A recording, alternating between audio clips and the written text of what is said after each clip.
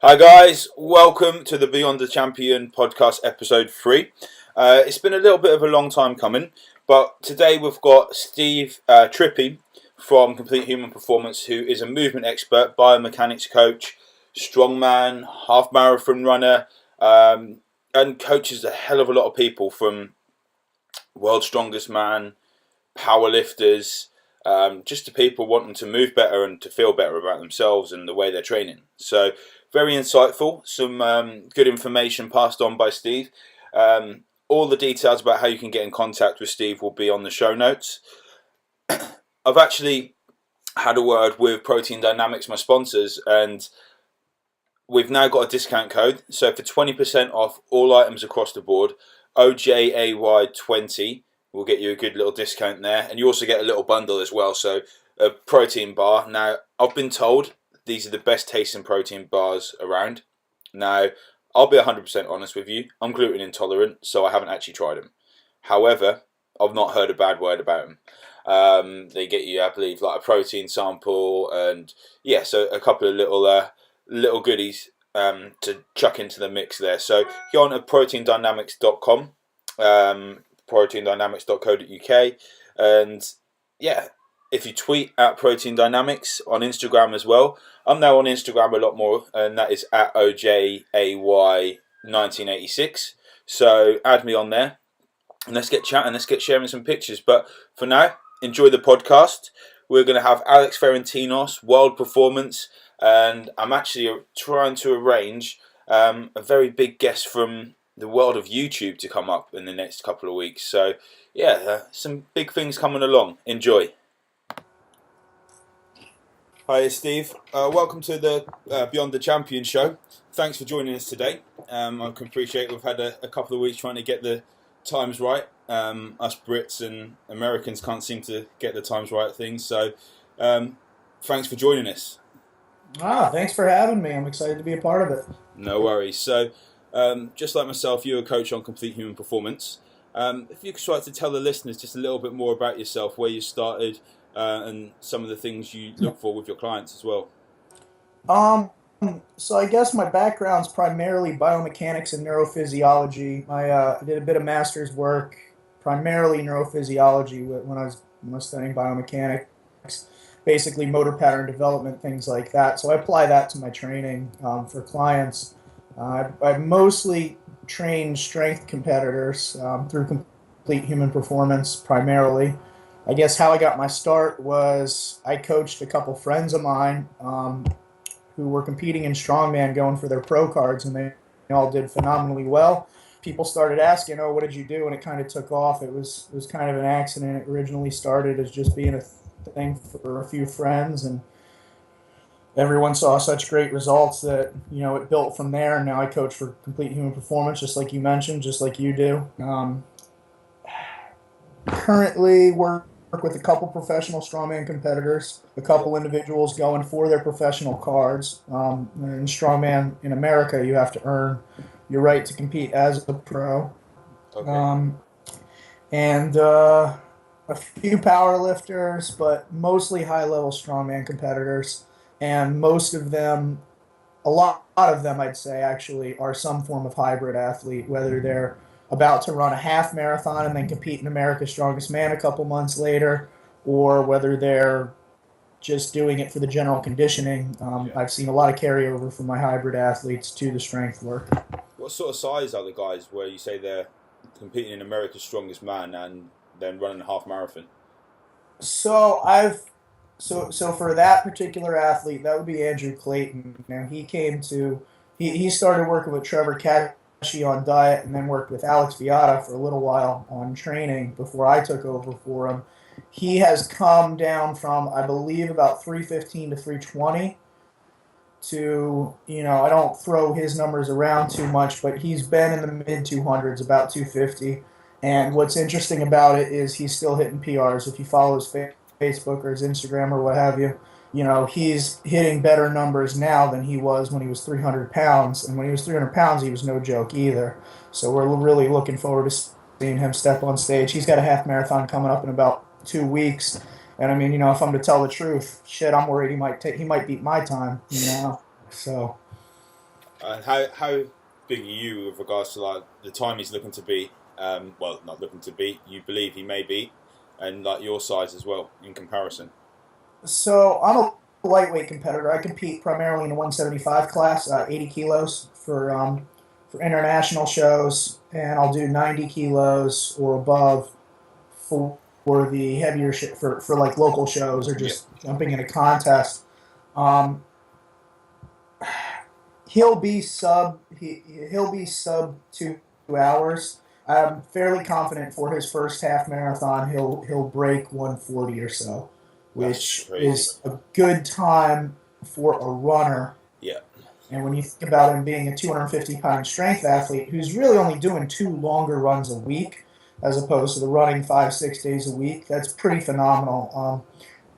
He's currently in a distance template, but he's putting up mile times, 550 miles, without really training for it. So he's an athlete all around, but it kind of shows the people that say, oh, you can't do strength and you can't run.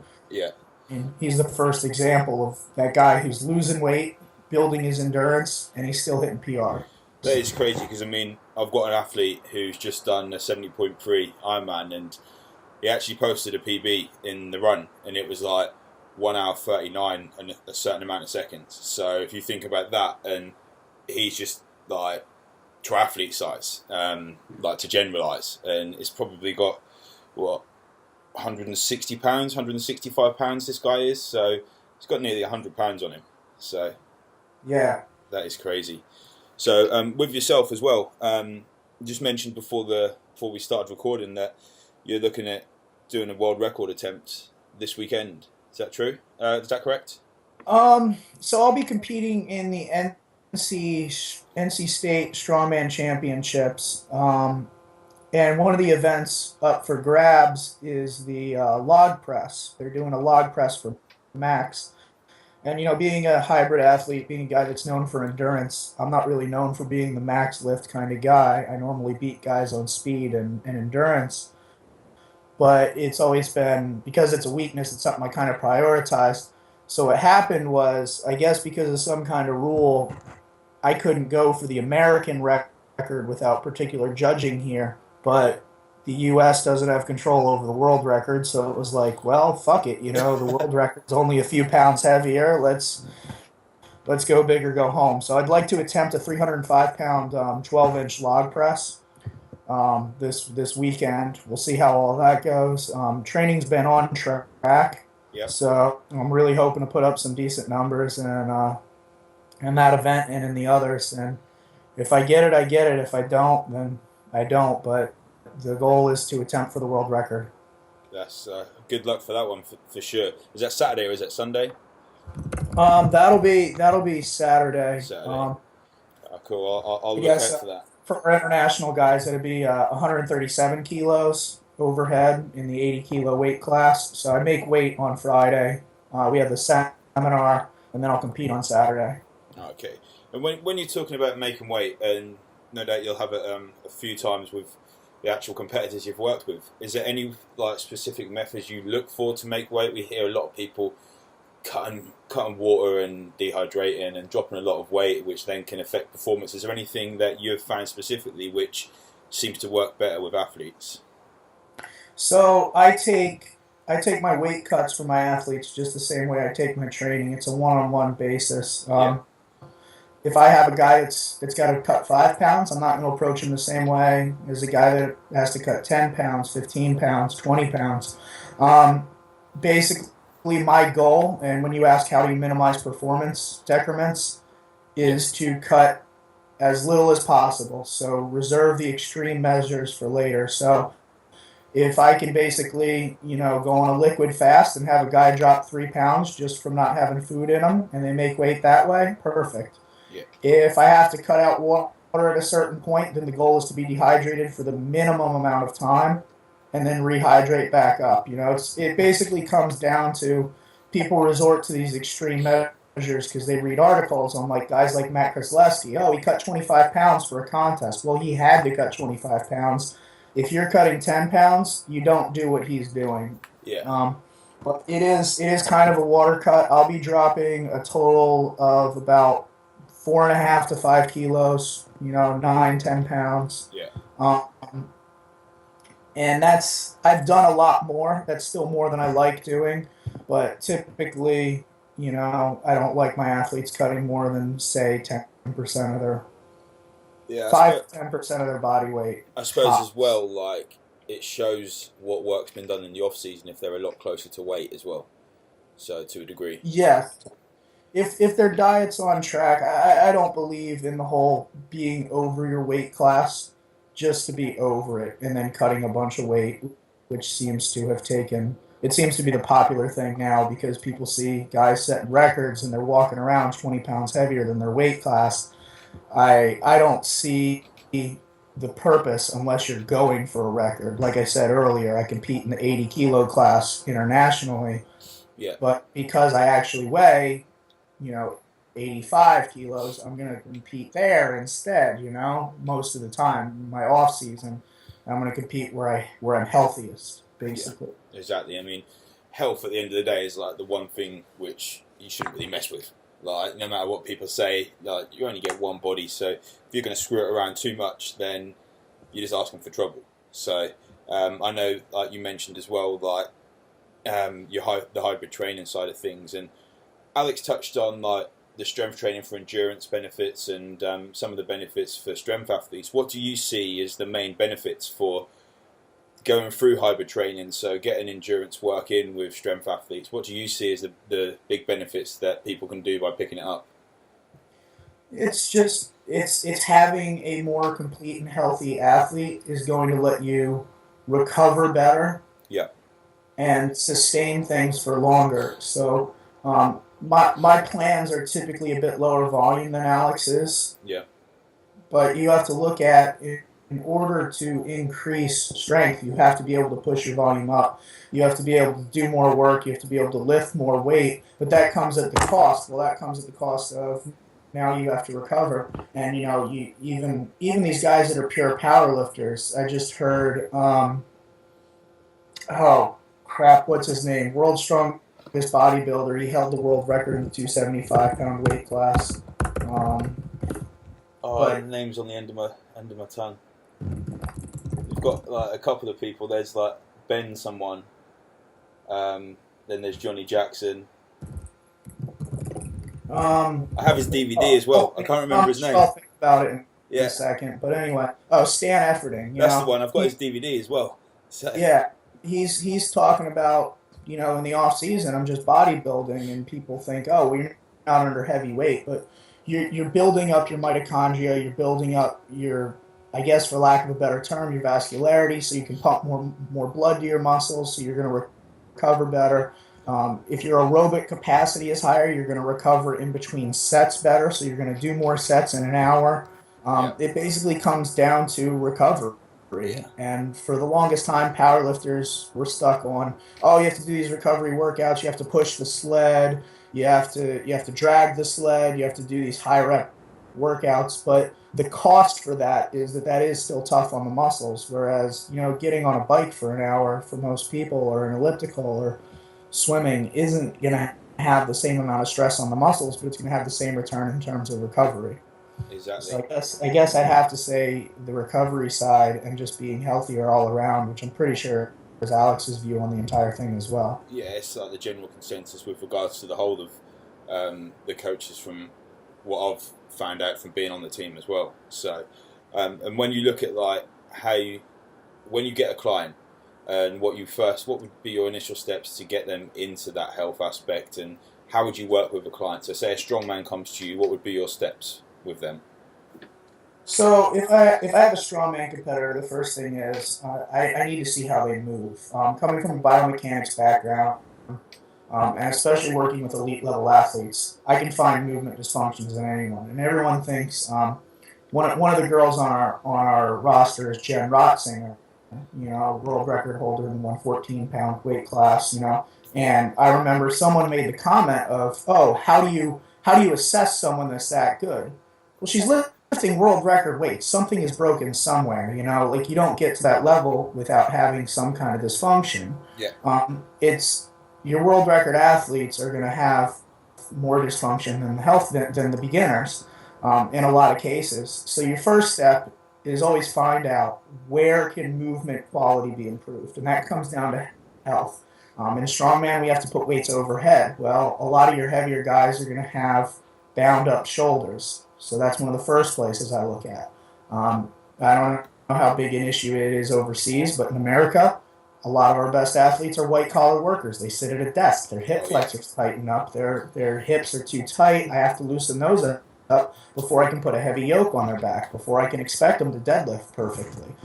So address that health, that movement quality first, and then I use that basically to pick what are their movements going to be and how do I progress those. Um, as far as introducing the hybrid training, I mentioned my 250-pound guy's doing a half marathon. Well, why is that? Because he wants to. Yeah. Ideally, you have a guy come to me at 300 pounds, and he's like, "Oh, I want to improve my cardio." I'm probably not going to have him running sprints. That's a 300-pound guy, running. That's a lot of stress on the body, unless he really wants to. Um, I'd rather put him on some kind of lower impact form of cardio in a lot of cases. But a lot of the guys just come and they're like, yeah, I was a football player. I used to be able to run. I'd like to get back to that. Oh, I've got children, and they're running around the playground and I can't catch them. I'd like to be able to do that. So that's the next thing to be addressed typically. But that's usually how I approach everything is look at how they move and then look at what do they need. Okay. And when you look at things like, there's going to be a lot of people here that are white collar workers, and they're going to be sitting down at a desk. So as you say, tight hip flexors, their shoulders, stability isn't going to be that great. Their chest potentially going to be tight and things. How would you address that the best way? Would you find stretching? Would you find like myofascial release with rolling? How would you look at that? So not to keep hammering the same point, but it depends athlete to athlete. Now, I think I come from kind of a physical therapy background. I've been blessed to work with Shirley Sharma, one of the greatest physical therapists out there. But I've also studied a lot of like Charlie Weingraf, who's a physical therapist who works with powerlifters. And there's a big difference between what those two groups should do.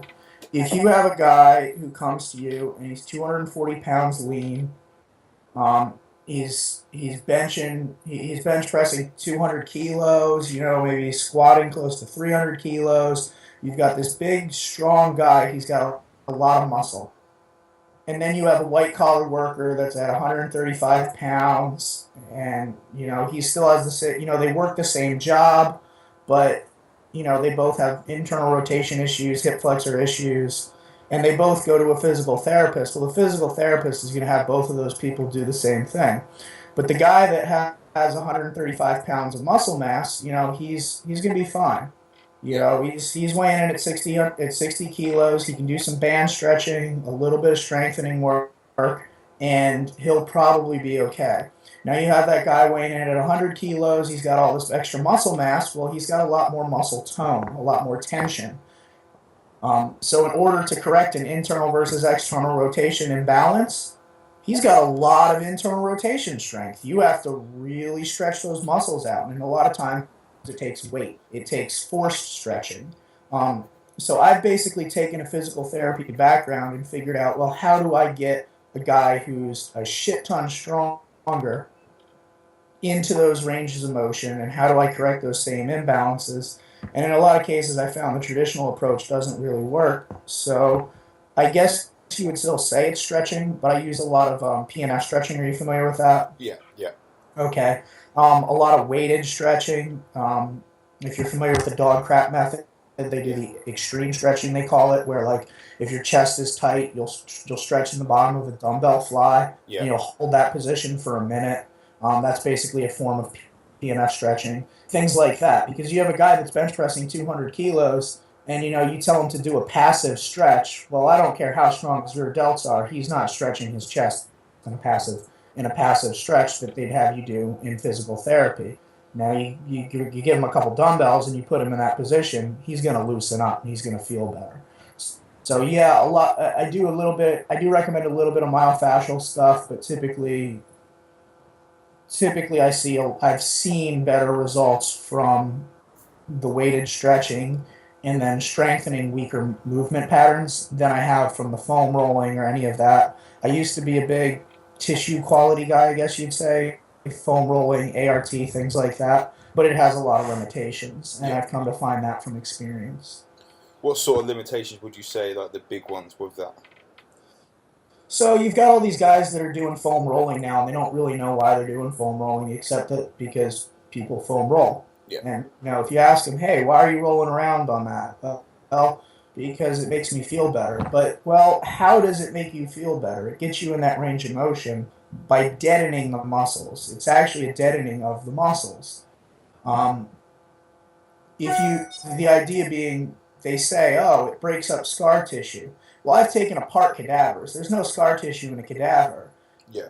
If I take someone that is super inflexible hips and I inject a shit ton of lidocaine or something like that into their legs, a nerve deadener, they're going to be able to do the full splits. There's no scar tissue. That's a neurological thing. So you're basically taking a physical approach to a neurological problem, whereas the weighted stretching basically is more of a neurological approach. Now, does it have its uses? Yeah. If I have a client that I can't get into the right range of motion without deadening a particular muscle, yeah, I'm going to use it. But in a lot of cases, I think it's contraindicated. So basically, like, if you are rolling, you've then got to stretch a lot afterwards anyway, because you're deadening the muscle, which is then going to allow you to stretch it and get that more range of motion.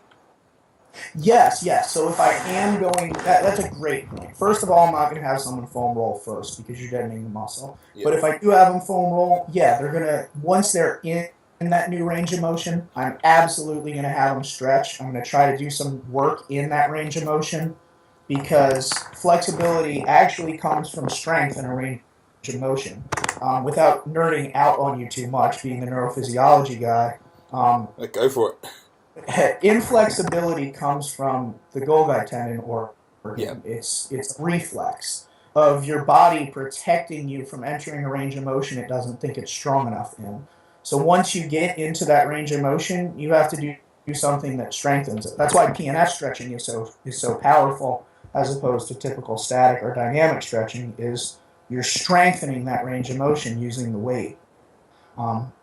But I guess my advice for people like that are into rolling and everything, it has to have a purpose. If I ask you why are you foam rolling, and you can't say exactly what muscle you're trying to loosen up and why you're trying to loosen it up, then maybe you shouldn't be doing it. Yeah. I suppose it's with everything, it has to have a purpose, even with your training sessions. Even if you're just going to go out for a run, don't just go out just running willy-nilly. You just need to have a purpose for that actual session. So if not, it's just going to be a waste and end up overtraining and being detrimental to your overall goals. So with regards to like things like warming up, where you said not foam rolling and not doing things like that before the workout, what would you suggest to increase range of motion before the workout, range of movement, to be stronger for the workout, and then afterwards, I assume the stretching side of things and PNF side of things would be more beneficial. Is that true? To a degree. I mean, I can work PNF into a warm up and not see as much of a performance decrement as I would if I haven't stretched typically. Yeah. Like an example would be, as I said, I have a lot of overhead athletes, and I'm an overhead athlete myself. We do overhead pressing in strongman. One of the most common dysfunctions I see is poor thoracic extension, that inability to really get the arms up and back into a good locked out position.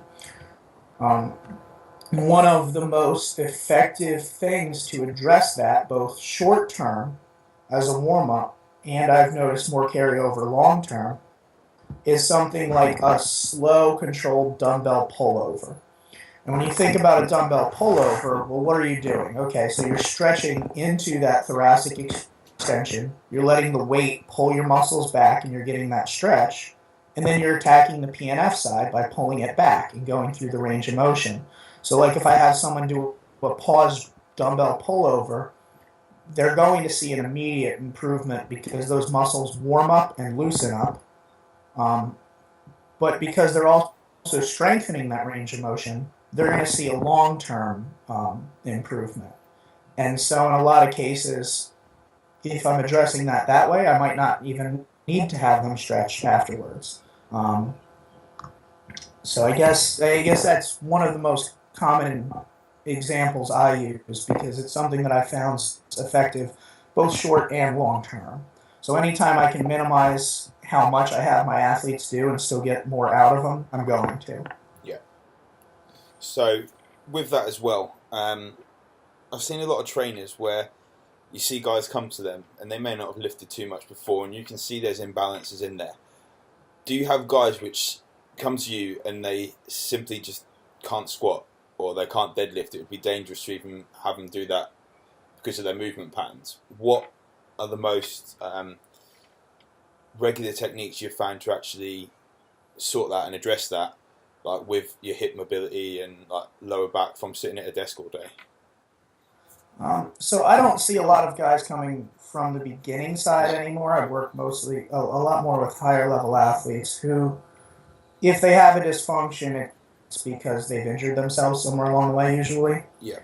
So to take your example, if I have a guy who just can't squat, well, in strongman we don't do a back squat in contest, rarely. The only time I've ever seen it was actually across the pond. You guys seem to be fond of it. Yeah. So as a result, it's an accessory movement. It's not absolutely needed. So if I have a strongman competitor come to me and he can't back squat, I'm not going to have him back squat. I'm going to think, well, why can't he back squat? In a lot of cases, it's poor hip flexion and poor, overly tight hip flexors causing issues with hip flexion. So I'm going to think, okay, they're having trouble with hip flexion. How do I minimize the hip flexion? Well, what's the progression? Well, a front squat has a lot less hip flexion. Can I have them front squat? And if they can, then okay, awesome. I'm going to have them do that.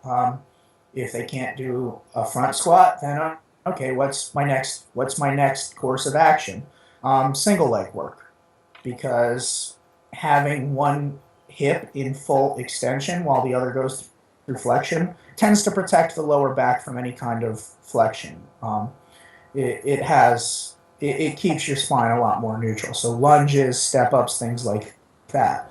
And it basically, how far back do I have to go down the line?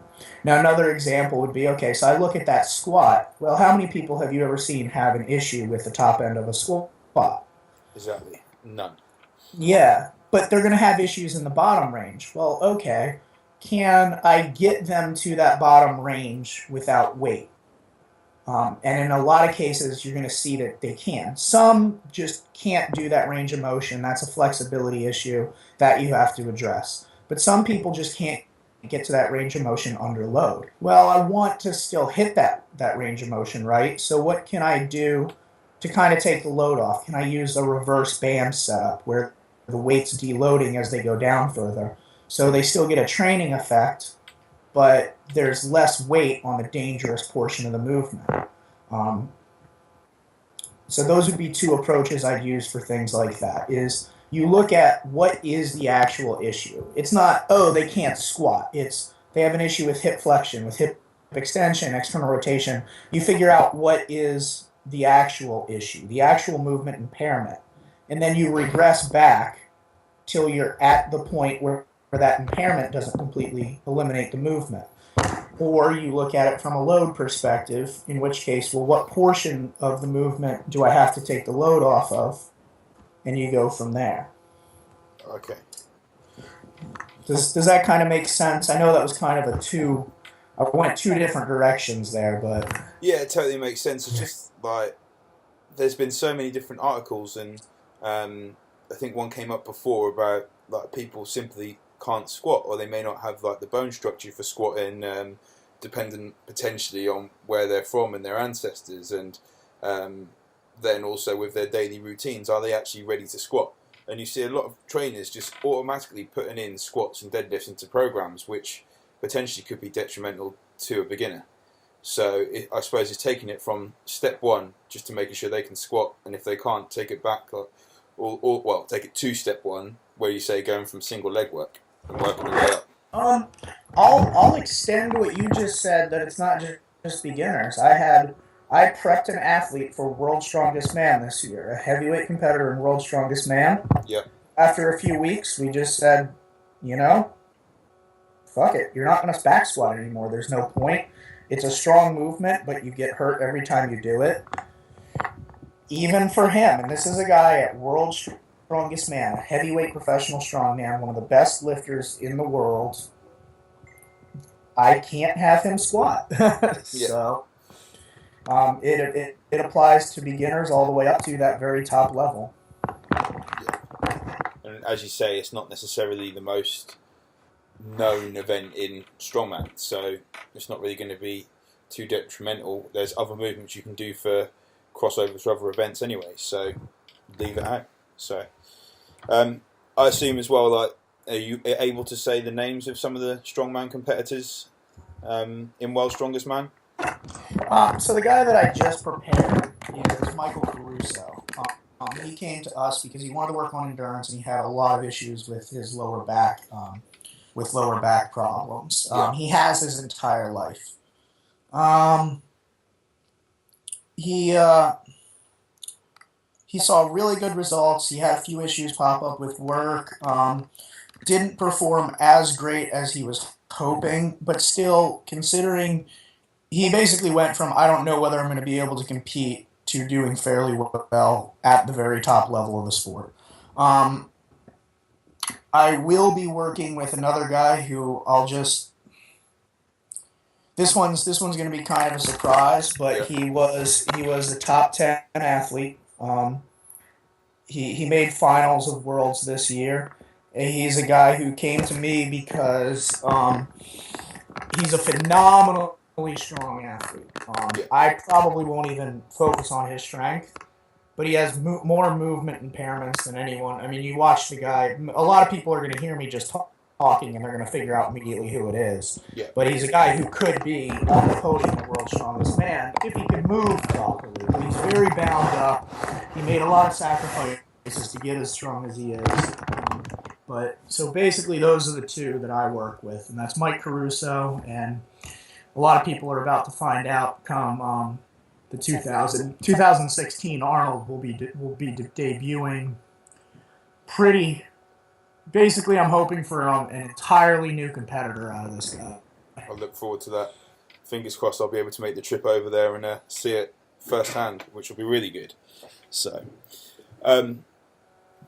there was going to be one last question I had written down with regards to. Oh yeah, so with your clients you've coached, what is the biggest change or the most inspirational thing you've seen, or thing that you're most proud of from what's come directly from your coaching? Oh God. So this isn't going to be what a lot of people think. Go for it. One of the most inspirational things I've ever seen. I do coach a few regular athletes. Yeah. One of whom, and you've seen him post on the CHP forums, Rodney Miller. Yeah. Now, Rodney's a type 1 diabetic who, before coming to CHP, spent 3 years working with what I guess you would consider to be top-level coaches. I won't say names, but top-level online coaches without a PR in 3 years. And so he was overcoming a lot. Now, Rodney uses his strength work as basically a way to prove that he can still do anything despite the diabetes, that he can overcome it. And he does charity work at schools, and he works with other children with type 1 diabetes, and he does all these events and things like that. And I guess I'd say the thing I'm most proud of is Rodney started hitting PRs even before he was out of his correctional phase. And just seeing his attitude change is probably one of the most inspirational things, because here's a guy who had been stuck but still fighting for over 3 years, and now was basically back to, I can do anything. I'm still a normal person despite my disease. And I'd have to say that's probably one of the most inspirational things I've seen out of any of my athletes. You know, Yeah. that's even. I coached a world champion 2 years ago, and doesn't even the feeling of seeing someone's life change for the better doesn't even. Yeah. Exactly. I mean, titles are there, and they're amazing to help a client get a title or win a show or something like that. But seeing a client that's changed your life around or their life around directly, and the impact it then has on their family and their friends, that's an amazing feeling. So really, really good for you there. Is there anything else which you would want to get across on the podcast at all? Anything? We'll pop on the show notes how people can contact you and get in touch with you, like Twitter, Facebook, and things like that. But is there anything else you want to actually go through at all? Not that I can think of off the top of my head. Okay, cool. Well, last question. As we said to Alex before, is there anyone else who you believe that in your network of people may even be someone that you've coached before or one of the athletes that you think would be really good to come on the show? All right, so I'm actually going to give you two different answers, and again, I'm a little biased here. All right. So the first one is Trevor Cashy. I'm very biased in that I really love working with Trevor. As I mentioned, he's Andrew Clayton's nutrition coach. He does nutrition for a lot of my athletes, including myself. Yeah. After seeing the changes that he made in his guys and their performance changes, I started speaking with him. I just think he has one of the most. There's too many people out there whose diet approach is just a bit extreme. He's very moderate, and he's very good at getting a lot out of a moderate approach. Yeah, definitely. I mean, I was speaking to him about cutting weight and stuff like that. Like a little bit of what you touched on, and yeah, that'd be good to get him on the show for sure. Yeah, well, I mean, he had lifters at Raw, at the Raw Unity meet, which is one of the most prestigious powerlifting meets out there, who didn't cut weight. They made the weight class they wanted just on his diet. Yeah, that's great. And I guess other than that, someone that'll be interesting in a couple weeks, you might want to talk to him after his half marathon, would be Andrew Clayton. He's